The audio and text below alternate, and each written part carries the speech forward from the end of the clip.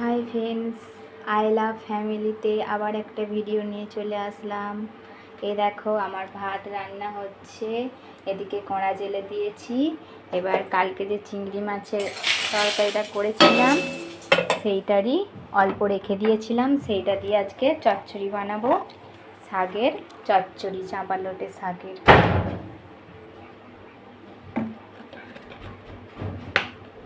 Please সবাই ভিডিওটা পুরোটা দেখবে, দেখে লাইক দেবে, কমেন্ট করবে আর সাবস্ক্রাইব করে দেবে, বেল ঘন্টাটা বাজিয়ে দেবে।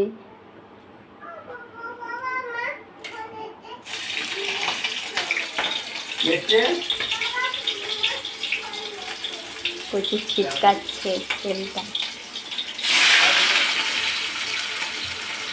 আজকেও আমি সর্ষে বান্না দিয়ে চচ্চড়িটা বানাবো।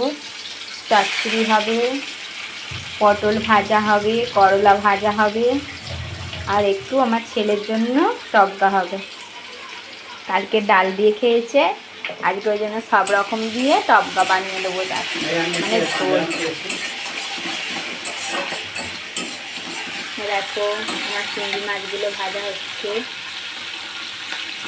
মেয়ে স্কুল গেছে আর আজকে ওর বাবা হচ্ছে একটু দূরে মার্কেট থেকে রস কিনে নিয়ে আসলো।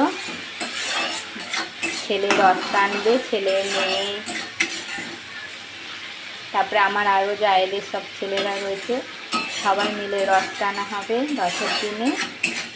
তার আগের দিনে আমরা হচ্ছে কি নিরামিষ খাই, তারপরে আমাদের রস টানা হয়। দেখো আমাদের ভাত এখন ফুটে গেছে, মাছটা ভাজা হচ্ছে। মাছটা ভাজা হয়ে গেলে পটল ভাজা হবে, করলা ভাজা হবে, তারপর শাক চচ্চড়িটা বসাবো। আর ছেলের টব্বাটা প্রেসার কুকারে করব, সব শুদ্ধ সিটি মেরে প্রেসার কুকারে রান্না হবে ছেলের টব্বাটা। আবার একটু পরে আসছি তোমাদের কাছে।